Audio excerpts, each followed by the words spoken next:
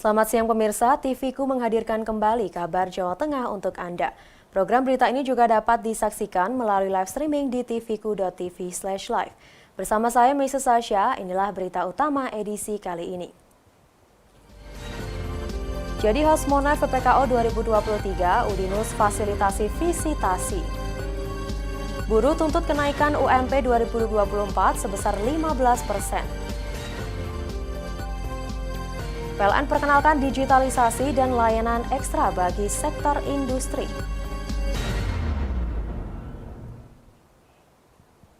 Inilah kabar Jawa Tengah selengkapnya.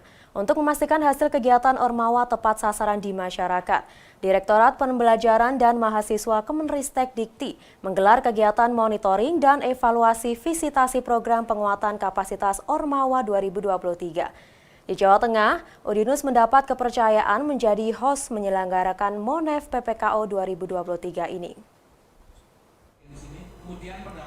Visitasi monitoring dan evaluasi visitasi program penguatan kapasitas Ormawa 2023 ini berlangsung di ruang meeting Gedung H1 Universitas Dianuswantoro Semarang.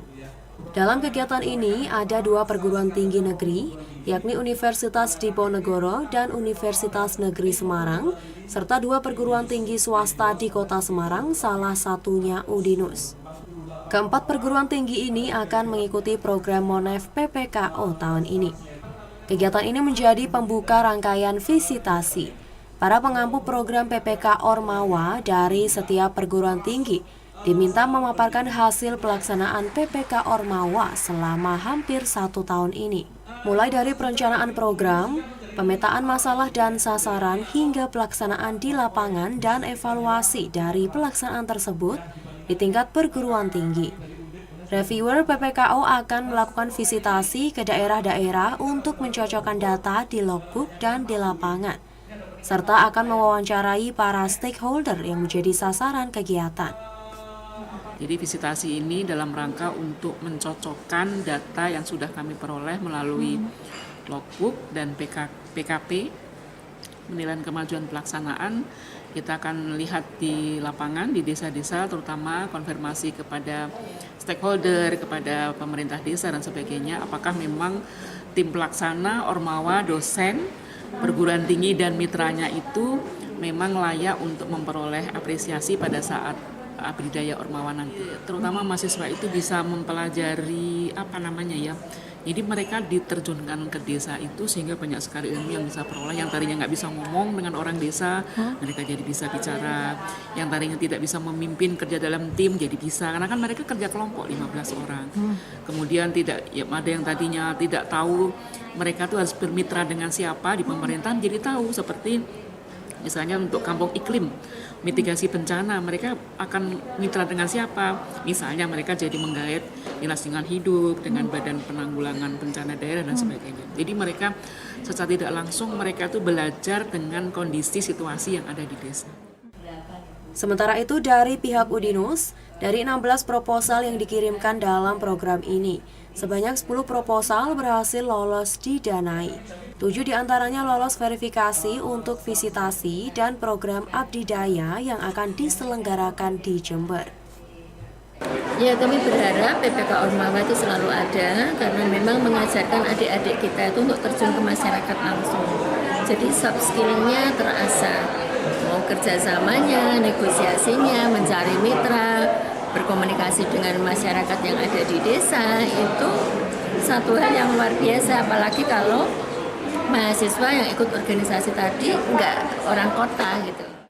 Visitasi lapangan ini sendiri merupakan bagian dari pelaksanaan Abdi Daya Ormawa 2023 yang penyelenggaraannya dilaksanakan pada 7 hingga 9 Desember 2023. Di tahun 2023 ini, ada 79 perguruan tinggi yang mahasiswanya memperoleh pendanaan PPK Ormawa dan memiliki peluang untuk mengikuti penghargaan Abdi Daya Ormawa 2023. Dari Semarang, Restu Indah melaporkan. Tim PPKO TFC Udinus jalani visitasi dari tim reviewer PPK Ormawa Kemendikbudristek. Hal ini dilaksanakan terkait program Desa Maritim yang dicanangkan oleh tim PPKO TFC Udinus menuju Abdidaya 2023. Tim PPKO Tobacco Free Community atau TFC Udinus menjalani visitasi dari tim reviewer PPK Ormawa Kemendikbudristek Mintarti. Pada kegiatan ini, TFC Udinus didampingi oleh Wakil Rektor 3 Bidang Kemahasiswaan Udinus Dr. Kusni Ingsih, serta Dekan Fakultas Kesehatan Udinus Eni Rahmani. Selain itu, para mitra dari Dinas Perikanan Kota Semarang, Balai Besar POM di Semarang, Puskesmas Gayam Sari, dan Kelurahan Tambakrejo turut hadir mendukung jalannya acara. Dalam programnya, TFC Udinus mencanangkan Desa Maritim di Kelurahan Tambakrejo melalui pelatihan, pendampingan, hingga peningkatan produktivitas ekonomi guna meningkatkan kompetensi nelayan dan keluarganya. Peningkatan melalui 4 sektor ini dilakukan secara bersamaan, yakni pada bidang ekonomi, para warga mendapatkan pelatihan memasak produk olahan bandeng berupa abon dan kerupuk tulang ikan bandeng. Bidang pendidikan dengan pelatihan wirausaha digital marketing untuk memasarkan produk bandeng. Bidang lingkungan dengan penanaman pohon dan penetapan struktur KSB, dan bidang kesehatan melalui pemberian makanan tambahan pada balita dan ibu hamil.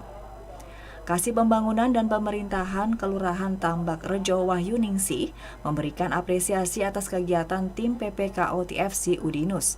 Ia menilai bahwa kegiatan ini turut meningkatkan potensi yang dimiliki oleh warga Tambakrejo. Tanggapan kami dari Kelurahan Tambakrejo ini positif dan menyambut baik program-program yang digagas oleh mahasiswa Udinus dalam kaitannya untuk PPK Ormawa. Semoga apa yang dilakukan untuk Kelurahan Tambakrejo ini bisa bermanfaat untuk mahasiswa itu sendiri dalam rangka penguatan kapasitas mereka, dan juga bermanfaat juga untuk masyarakat kami yang mendapatkan banyak ilmu dan pengetahuan baru. Melalui kegiatan ini, Wahyu Ningsih berharap agar kegiatan ini dapat dilaksanakan secara berkelanjutan. Dari Semarang, Melsa Fiori melaporkan. Sebanyak 13 atlet mahasiswa Udinus akan bertanding di Pekan Olahraga Nasional atau POMNAS 2023. Para atlet ini terbagi dalam 4 cabur yang akan melangsungkan pertandingan pada 12 hingga 22 November di Kalimantan Selatan. Udinus memberangkatkan ke-13 atletnya untuk bertanding di Pekan Olahraga Mahasiswa Nasional atau POMNAS 2023 yang akan berlangsung di Kalimantan Selatan pada 12 hingga 22 November ini. Para atlet akan beradu skill pada 4 cabur yang akan diperlombakan, diantaranya karate, taekwondo, panjat tebing, dan catur. Rektor Udinus, Profesor Edi Nursasongko, serta Wakil Rektor 3 Bidang Kemahasiswaan, Dr. Kusni Ingsih memberikan dukungan penuh atas upaya dan dedikasi para atlet untuk mengharumkan nama Udinus hingga tingkat nasional. Salah satu atlet karate Udinus, Hera Irnanda, mengatakan bahwa persiapan sudah sangat matang untuk bertanding di POMNAS 2023. Yang jelas persiapan kami udah melakukan TC selama 2 bulan, dan yang pastinya kita udah insya Allah siap untuk tanding di POMNAS di Kalimantan Selatan di Banjarbaru. Target dari karate sendiri insya Allah kalau 2 emas, kalau bisa 3-4 emas, karena kita main perorangan dan bergu. Terima kasih buat Udinus yang sudah membimbing kami sejauh ini sampai kita bisa bertanding di POMNAS Kalsel. Sementara itu, Rektor Udinus, Profesor Edi Nursasongko berpesan agar para atlet memiliki kekuatan super untuk bisa menjalankan 2 perannya sekaligus, yakni menjadi seorang atlet dan mahasiswa. Yang ikut POMNAS, insya Allah kan sebentar lagi akan berangkat. Tentu yang pertama kami semua mendoakan. Semoga mereka sukses dan berhasil meraih juara. Karena kalau mereka berhasil meraih juara, semuanya ikut bangga, semuanya ikut senang, dan termasuk Udinus juga ikut senang dan ikut bangga karena mahasiswanya berprestasi di POMNAS. Tadi kami juga mengingatkan tetaplah jadi atlet yang baik, tapi juga harus ingat kalian ini juga mahasiswa. Jadi dua-duanya harus berjalan. Menjadi atlet itu sudah susah, menjadi mahasiswa itu juga susah. Apalagi dua-duanya, yang mahasiswa ya atlet. Oleh karena itu kalian harus mempunyai kekuatan yang super supaya atletnya jalan, mahasiswanya jalan. Kalian dapat beasiswa dengan IP 3,0 minimal. Lebih dari itu beasiswanya tidak. Nah itu kalian harus mengatur sendiri. Kami memberi beasiswa kepada para atlet agar ya jangan sampai ada pepatah habis manis kasihan. Mereka sudah berprestasi, kalau prestasinya menurun, kemudian nggak tahu harus siapa. Nah ini adalah fasilitas Udinus yang digunakan para atlet-atlet dalam meraih prestasi. Kira-kira. Dari Semarang, Melsa Fiori melaporkan. Buruh tuntut kenaikan UMP 2024 sebesar 15%. Informasinya akan kami sajikan sesaat lagi.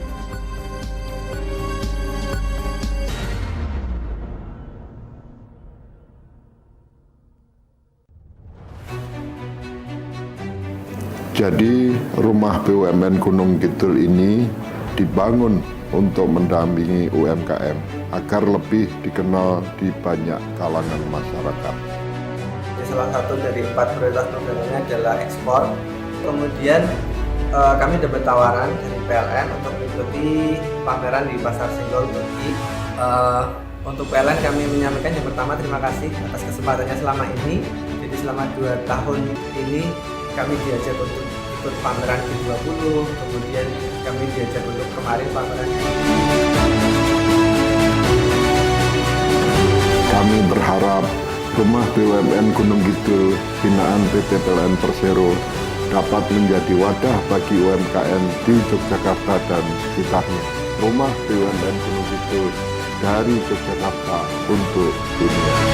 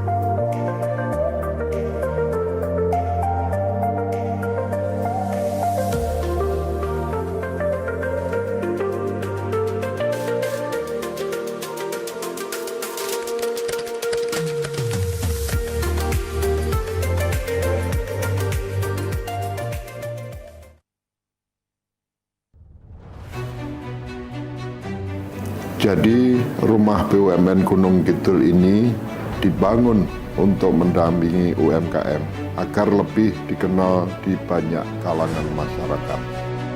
Salah satu dari 4 prioritas programnya adalah ekspor. Kemudian kami dapat tawaran dari PLN untuk mengikuti pameran di Pasar Senggol Turki. Untuk PLN kami menyampaikan yang pertama terima kasih atas kesempatannya selama ini. Jadi selama 2 tahun ini kami diajak untuk ikut pameran G20, kemudian kami diajak untuk kemarin pameran. Kami berharap Rumah BUMN Gunung Kidul binaan PT PLN Persero dapat menjadi wadah bagi UMKM di Yogyakarta dan sekitarnya. Rumah BUMN Gunung Kidul dari Yogyakarta untuk dunia.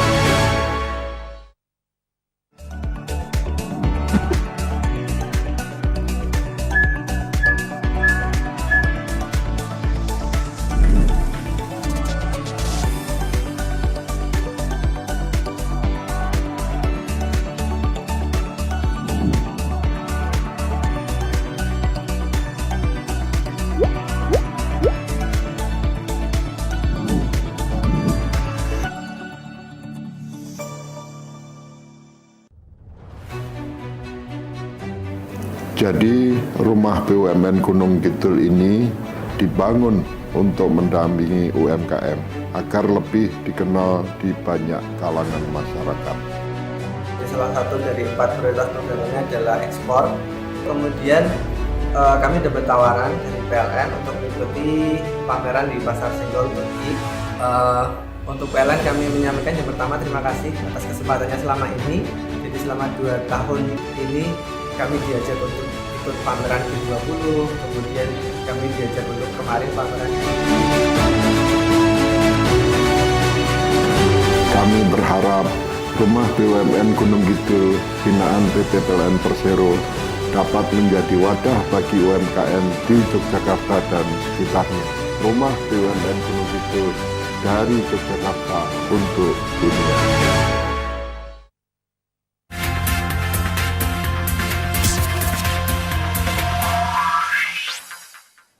Tuntut kenaikan UMP tahun 2024 sebesar 15%. Puluhan buruh yang tergabung dalam Konfederasi Serikat Pekerja Indonesia Jawa Tengah menggelar unjuk rasa di kantor Dinas Tenaga Kerja dan Transmigrasi Jawa Tengah di Jalan Pahlawan Semarang.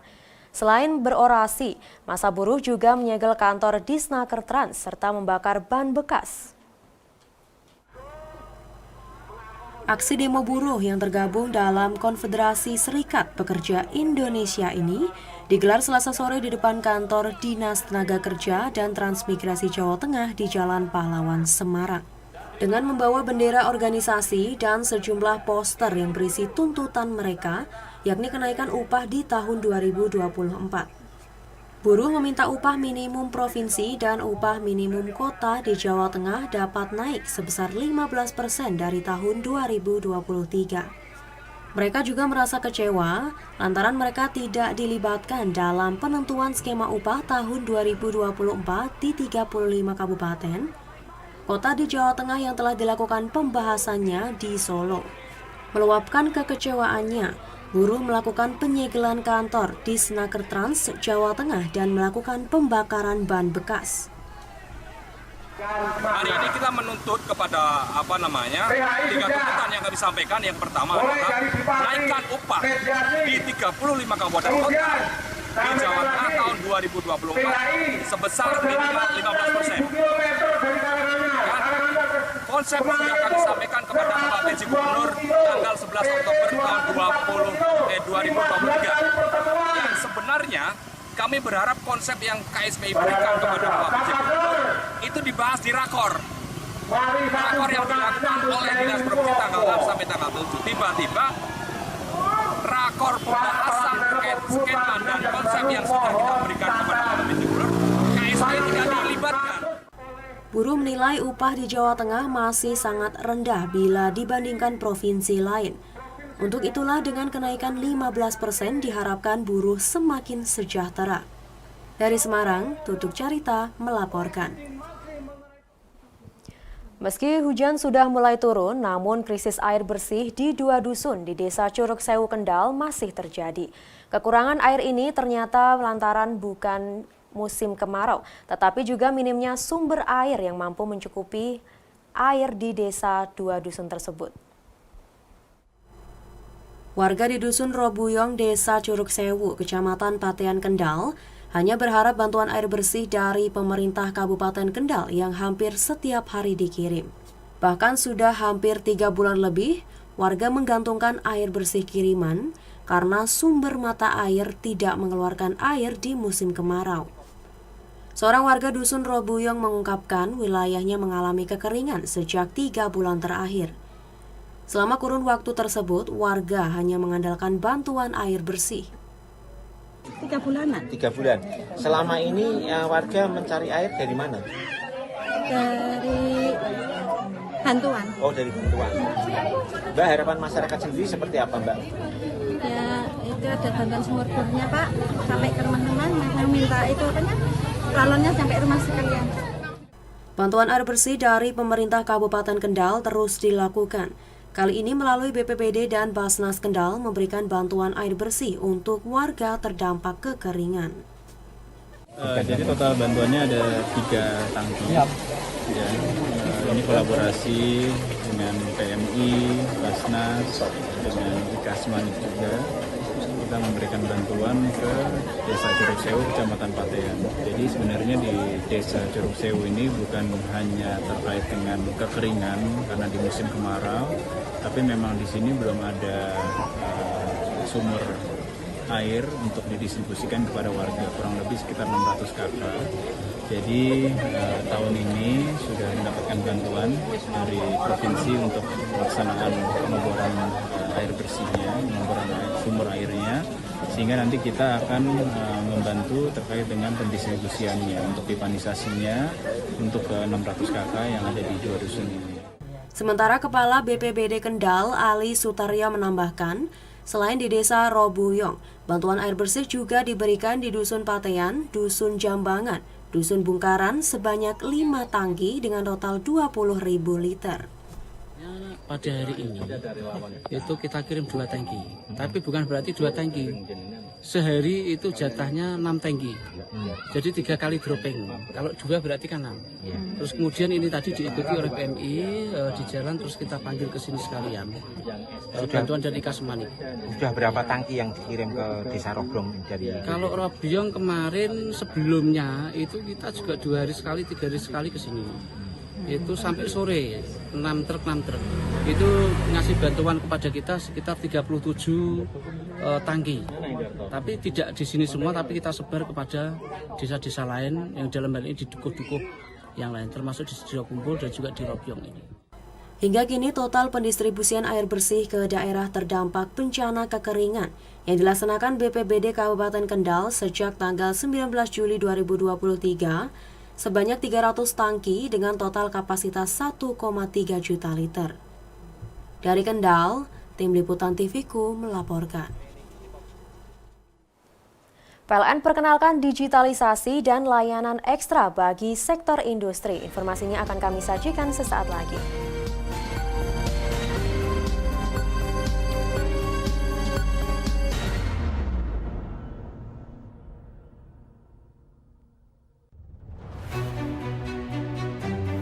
Jadi rumah BUMN Gunung Kidul ini dibangun untuk mendampingi UMKM agar lebih dikenal di banyak kalangan masyarakat. Salah satu dari 4 prioritas programnya adalah ekspor. Kemudian kami dapat tawaran dari PLN untuk mengikuti pameran di Pasar Senggol Turki. Untuk PLN kami menyampaikan yang pertama terima kasih atas kesempatannya selama ini. Jadi selama 2 tahun ini kami diajak untuk ikut pameran G20, kemudian kami diajak untuk kemarin pameran. Kami berharap rumah BUMN Gunung Kidul binaan PT PLN Persero dapat menjadi wadah bagi UMKM di Yogyakarta dan sekitarnya. Rumah BUMN Gunung Kidul dari Yogyakarta untuk dunia.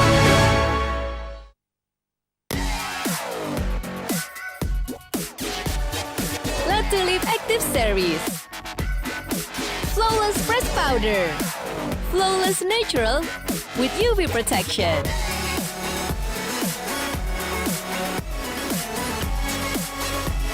Shimmering touch for natural glow. Stay active, be beautiful with La Tulip Active Series.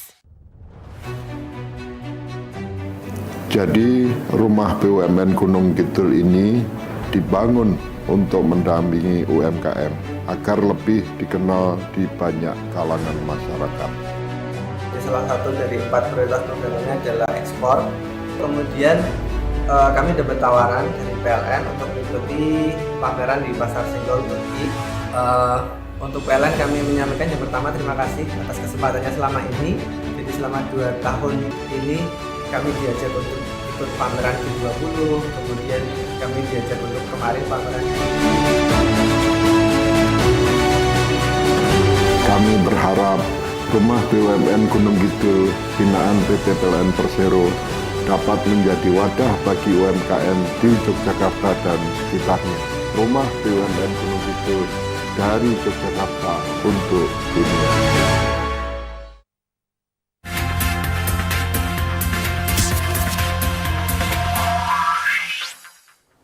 Terima kasih Anda masih bersama kami di Kabar Jawa Tengah. Demi perkuat engagement dengan pelanggan serta pelaku usaha, PT PLN Persero Unit Induk Distribusi Jawa Tengah dan DIY selenggarakan Priority Customer Gathering 2023. Kegiatan ini digelar sebagai bentuk apresiasi PLN kepada konsumen. Dan pemirsa, berita ini sekaligus menutup jumpa kita di Kabar Jawa Tengah. Program berita ini juga dapat disaksikan melalui live streaming di tvku.tv/live. Saya Messi Sasha dan kru yang bertugas mengucapkan terima kasih atas kebersamaan Anda. Selamat siang, stay safe, stay healthy.